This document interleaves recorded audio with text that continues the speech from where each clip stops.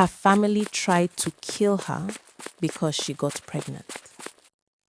Anna was an 18-year-old girl who carried herself with a gentle, calm spirit that made people stop and smile whenever she passed by.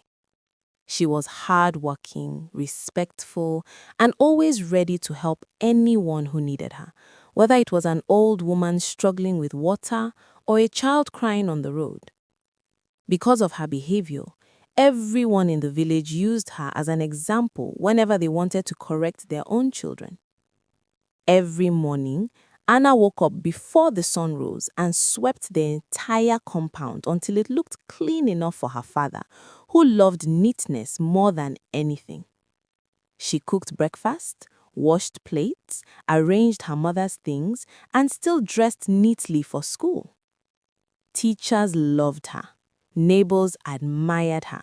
Even little children followed her around because she made them feel loved. Her father, Pastor Michael, was the respected priest in the village church, a man known for preaching the word of God with strong truth and deep emotion.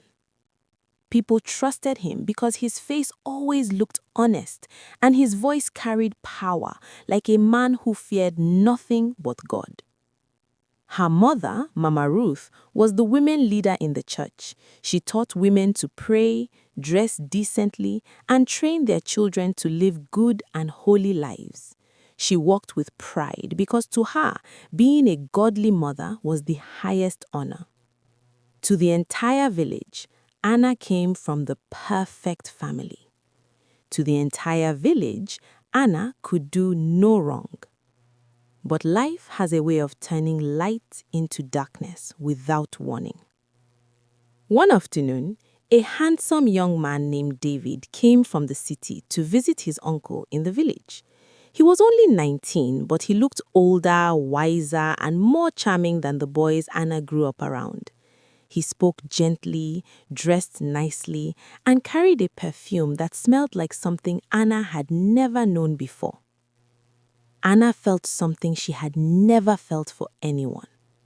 David felt the same. They became close, too close, and eventually, without planning it, Anna became pregnant. Before she realized what had happened, David had already traveled back to the city, not knowing that a part of him was growing inside her. A month passed before Anna noticed the changes in her body. She became sick in the morning, tired in the afternoon, and weak at night. When she finally took a pregnancy test and saw the 2 lines, her entire world collapsed. She cried until her voice was gone.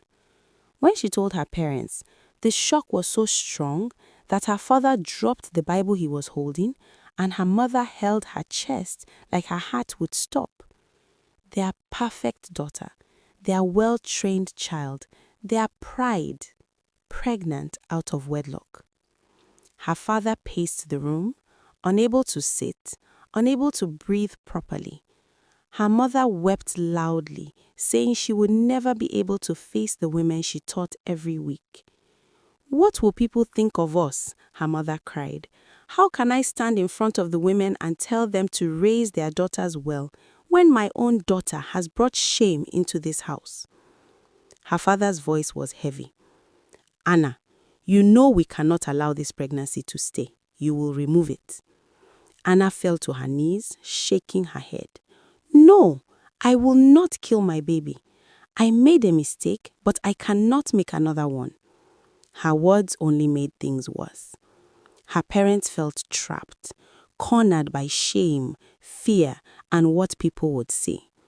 So they made a plan. They contacted an old herbalist woman who lived far away in the bush. She was known for taking care of situations quietly. One evening, Mama Ruth brought dinner to Anna with a forced smile, begging her to eat so she could gain strength. Anna did not know that the food contained sleeping pills. As soon as she finished the last spoon, her eyes became heavy, her head dropped forward, and the room spun slowly until everything went black. When Anna opened her eyes, she found herself lying on a hard, unfamiliar bed. The air in the room smelled like old smoke, bitter leaves, and something rotten. Her hands and legs were tied tightly with rough rope, and her heart began to beat fast when she realized she was no longer in her home. She tried to scream, but fear held her throat. Instead, she crawled toward a small crack in the wooden wall. Through it, she saw something that broke her heart completely. Her father, her mother, standing with an old woman whose eyes were red like firewood smoke. The herbalist woman said, "Bring the girl out. Tonight, we end the pregnancy. After that, nobody will know anything." Anna's breath caught. She wanted to believe she was dreaming, but the pain in her wrists told her the truth. Her own parents had brought her here to kill her unborn child and maybe kill her too. Tears ran down her cheeks as she pulled against the rope. But God helped her. The rope on her hand was old and loose. With shaking fingers, she forced and forced until it slipped off. She untied her legs and looked around for any escape. There was only one small window. She climbed onto the chair quietly, pushed the window open slowly so it wouldn't creak, and before anyone heard her, she jumped out. Anna ran into the darkness of the night like her life depended on it. Her mother shouted, "Catch her!" Her father yelled, "Anna, come back here!" But Anna did not stop. Branches slapped her face, stones cut her feet, her dress tore on sharp thorns. Still, she kept running, crying, shaking, praying. She didn't know where she was going. She only knew she could not go back. Anna ran until the forest became quiet, and her parents' voices disappeared forever. Hours after running with all her strength, Anna reached a quiet village far from her own. Her legs were weak, her clothes torn, and her feet were bleeding. She collapsed in front of a small clay hut and closed her eyes, too exhausted to move. Mama Coco, an old nurse, came out and saw her. Without hesitation, she rushed to Anna's side, lifted her gently, carried her inside, cleaned her wounds, and fed her warm food. 2 days later, Anna awoke, tears running silently down her face.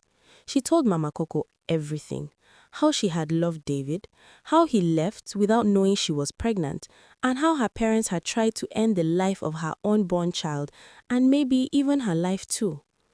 Mama Coco held her hand tightly and whispered, "My child, you are safe now. You and your baby will live." Those words healed Anna's heart more than any medicine. From that day, she stayed with Mama Coco. Her wound slowly healed, her strength returned, her belly grew round with new life. Mama Coco became her shelter, her mother, her prayer. Far away in the city, the truth reached David. His uncle called him urgently one evening. "David, Anna is pregnant. She ran for her life. Her parents tried to end her pregnancy, maybe even her life too. She is alive, but hiding." David's heart stopped. His hands shook. "I'll find her," he said, voice steady with determination. That very night, he left the city, searching village after village, asking questions, following whispers. Finally, one afternoon, he found her, thin yet stronger than ever, holding a small baby in her arms. David dropped to his knees. "I didn't know, but I'm here now." For the first time since that dark night, Anna felt safe. She was not alone. David and Anna talked, and he promised to take her abroad where she could continue her studies. Before leaving, Anna asked to see her parents one last time. She stood at their doorstep, holding her baby, voice soft but steady. "Papa, Mama, I have come to apologize. This is your grandchild." Pastor Michael looked at her, then turned away. Mama Ruth's eyes filled with tears, but she did not move. "I have no daughter," he said coldly, "and I have no grandchild." Anna swallowed hard, nodded once, and stepped back. David held her hand. Together, they left the village. Abroad, Anna continued her studies. She grew stronger, wiser, and raised her daughter with love. And somewhere behind her, pride sat alone, righteous, empty, and silent. Because true honor does not kill. True honor protects life. Anna chose life. Moral lesson. Parents, remember, no mistake is worth harming your child. Pride, shame, or fear should never come before love. Protect your children, guide them, support them, and always, always choose life over reputation.